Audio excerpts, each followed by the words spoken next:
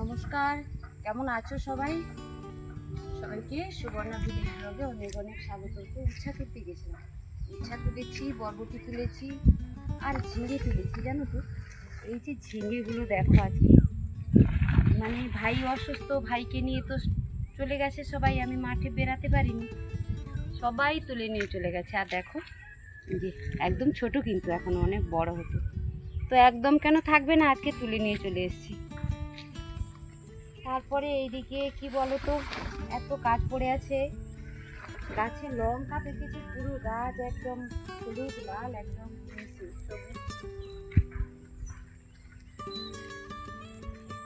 তখন আর মূলো হয়ে গেছে, প্রচুর মূলো তুলতে হবে জানো। আজকে এটা রেখে আসি, একটু খেয়ে আসি, খেয়ে আবার আসবো। আর আজকে ভীষণ রোদ বেরিয়েছে জানো তো, ঘাম একদম বন্ধ হচ্ছে না, ভীষণ ঘাম ঝরছে গায়ে, থাকতে পারছি না, তাই বাড়ি যাচ্ছি। এখন একটু খেয়ে আসি, সকালে তো কিছু খেয়ে আসিনি, আজকে খেয়ে দিয়ে আবার আসবো, এগুলো রেখে খেয়ে আবার কুমড়োটা তুলে নেবো আর কি। আর মিষ্টি কুমড়ো হয়েছিল, সব মিষ্টি কুমড়ো মানে পচে বসে আর কি, পুরো বাড়ি আছে। ভাই বসে থাকার জন্য কিছু বাজারে নিয়ে যেতে পারছি না, তো একজন ভাইকে বললাম আমাকে একজন পাইকারি ঠিক করে দাও। কী করবো, বাড়ি থেকে এসে তুলে নিয়ে যাবে, টোটো নিয়ে এসে 1 কুইন্টাল মতো মিষ্টি কুমড়ো। এটা আমাদের কী বলো তো, আইসি। আর সাইডে না সব জগৎপুরের গাছগুলো লাগানো আছে, এত ফুল হয়েছে দেখো, প্রত্যেকের বাড়িতে কিন্তু ফুল তুলে নিয়ে চলে গেছে সকালবেলা পুজোর জন্য, তবুও এত ফুল। প্রত্যেক দিন এই দিক দিয়ে যাই তো, দেখতে খুব সুন্দর লাগে। আর ফুল মানেই সুন্দর, সবারই ভীষণ প্রিয়, সে যেই ফুল হোক না কেন।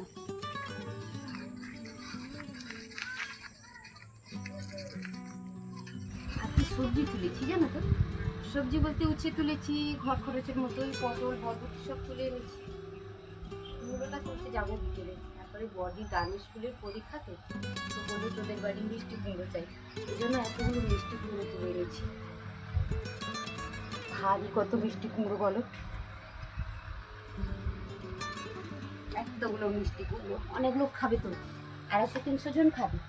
সবাই যারা পরীক্ষা দিতে আসবে, পরীক্ষার্থী, তার সঙ্গে অভিভাবক অভিভাবিকা যারা আসবেন সঙ্গে, তাদেরও খাওয়ার ব্যবস্থা আছে।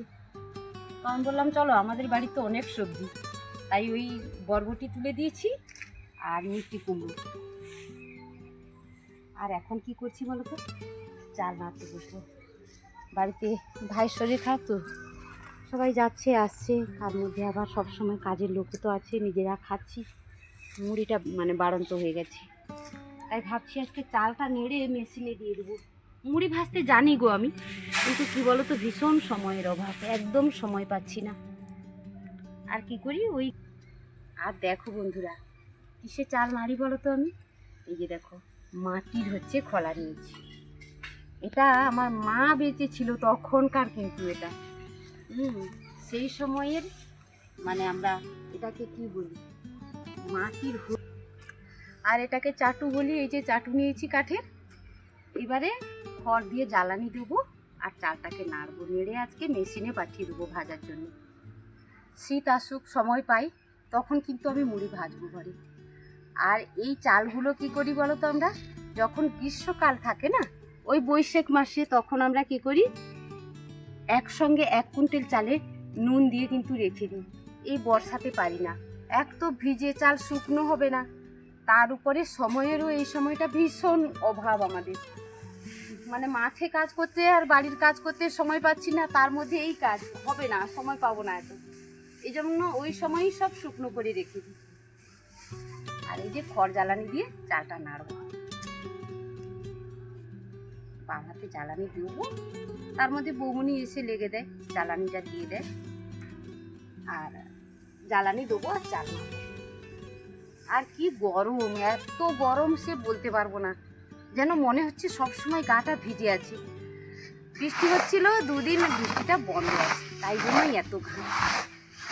আজকে একটু কম চাল নিয়েছি জানো তো বৌমনি, এত দেরি হয়ে গেছে, এই জন্যই।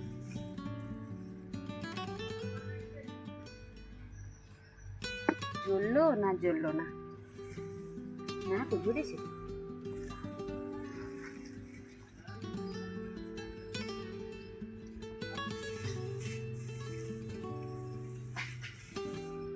করি বলো তো, ধান সিদ্ধ যে করি আমরা, ধান সেদ্ধ করা উনুনেই কিন্তু চালটা নাড়ি। ওখানে আজকে জল উঠে গেছে, এই জন্য পারছি না, উনুনটা ভেঙে গেছে। এই জন্য সাইডে একটা ছোট্ট উনুন আছে, সেটার মধ্যেই কিন্তু চালটা নাড়ছি। আর খড় দিয়ে চালটা নাড়ি তো কী হয়, একটু বাইরে বসলে ভালো হয়, খড় নোংরা হয় না ঘরের মধ্যে। আর বাইরে বড় উনুনে নাড়লে খুব তাড়াতাড়ি হয়ে যায় নাড়াটা।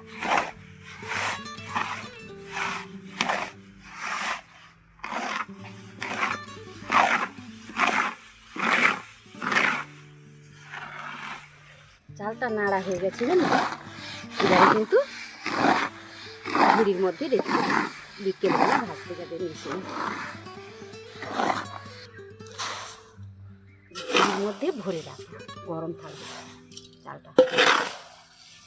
আর চালটা নাড়া হয়ে গেলে কিন্তু সুন্দর একটা গন্ধ বেরোয় চালের মধ্যে থেকে, যে বুঝতে পারবো এবারে চালটা হয়ে গেছে।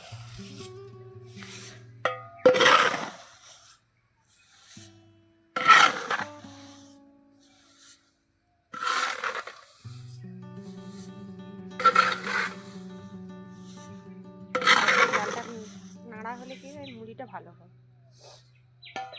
হ্যাঁ, সেই চালটা কি হয় বলো তো, যদি একটু কষ্ট করে নেড়ে দিই তো তাহলে কি হবে, মুড়িটা খুব ভালো হয়। এই জন্য চালটা নেড়ে দিলাম। মেশিন থেকে মুড়ি তো ভাজা হয়ে চলে এসছে। এবারে কী করছি, আবার সেই মুড়ি চালিয়ে গুছিয়ে নিতে হবে। এই জন্য মুড়িগুলো এখন গুছিয়ে নিচ্ছি।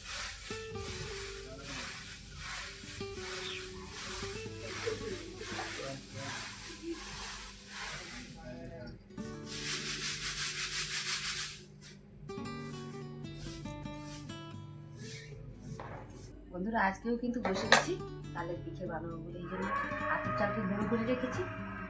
আর এইদিকে তালের মাড় কী করবো, এর মধ্যে এই মাড়ের মধ্যে প্লেন এই আতপ চালের শুধু গুঁড়োটাকে দিই।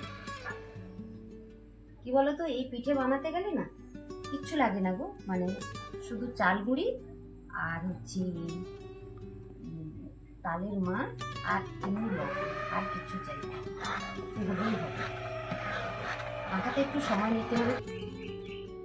করেছি বলো তো, এই যে চালের গুঁড়োটাকে না হাতে মাখাচ্ছি কেন, পেটকা পেটকা থেকে গেলে কিন্তু কী হবে বলো তো, চা পাতা দিয়ে ঘোরাই তো, তখন কিন্তু একদম গুছিয়ে যাবে। এই জন্য খুব ভালো করে কিন্তু মাখা দেবে। এই যে এখনো চালের গুঁড়োগুলো কিন্তু এইভাবেই আছে। আর নুন দেবো পরিমাণ মতো, ব্যাস, আর কিছু চাই না। এইভাবে কিন্তু ব্যাটা তৈরি করতে হবে। আর এবারে তালটা না খুব ভালো, রঙটা তো আমার ভীষণ পছন্দের হয়েছে, কি সুন্দর একটা কালার এসছে কিন্তু। আর তাল মাড়টা যে না, ওটাকে ঠান্ডা করে নিতে হবে, গরম করে তো ফোটাতেই হবে। গরম মাড়ে কিন্তু কখনোই চালের গুঁড়ি দিয়ে মাখাবে না, তাহলে কিন্তু উঠবে না, মানে ওইখানেই সেদ্ধ হয়ে যাবে। তাই মাটাকে ঠান্ডা করে তারপরে মাখাতে হয়। কি বলো তো, গরম ছিল, ফ্যানের নিচে বসিয়েছি আমি একটুখানি, দিয়ে ঠান্ডা করলাম, তারপরে এবারে মাখাচ্ছি চালের গুঁড়োর সঙ্গে।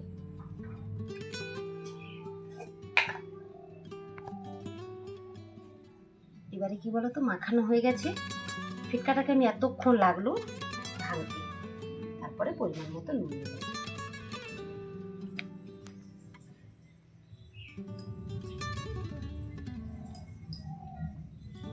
হয়ে গেল মাখানো, এরপরে কিন্তু বানাতে বসবো।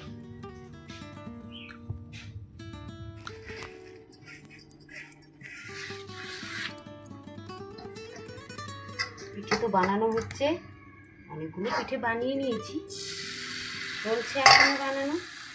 তবে বন্ধুদের একটা কথা বলে রাখি, এই পিঠে বানানোটার সময় অবশ্যই আতপ চাল ছাড়া আর অন্য কোনো,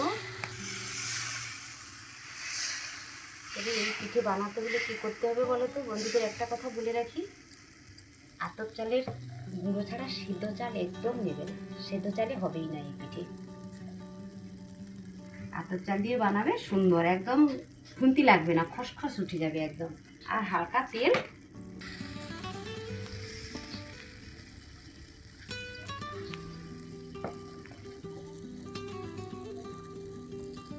কি বলে তো, না বেশি গরম মানে আগুন নেবে আর না কম নেবে, কম হলে ফেটে যাবে আর বেশি হলে তাড়াতাড়ি করে পুড়ে যাবে।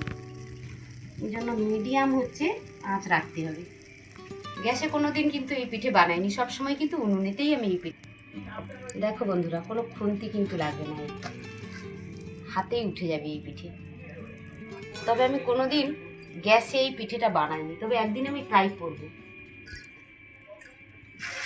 একটুখানি তেল হালকা, আর বেশি তেল দিলে কী হবে, গুছিয়ে যাবে ব্যাটারটা, তাই খুব হালকা তেল দিয়ে বানাতে হয়। তবে এর সঙ্গে কোনো দিন নারকেল মানে পুড়িয়ে দেওয়া কি চিনি দেওয়া কিছুই দেবে না, তাহলে কিন্তু পিঠেটা উঠবে না একদমই। কারণ তাল পাতা দিয়ে ঘোরাতে হয়, তো কিছু লেগে গেলেই কিন্তু ঘুরবে না, পিঠেটা একদম ঝরে যাবে। একটু চাপা হয়ে গেল, এই দিকটা উঠে গেল, দেখো।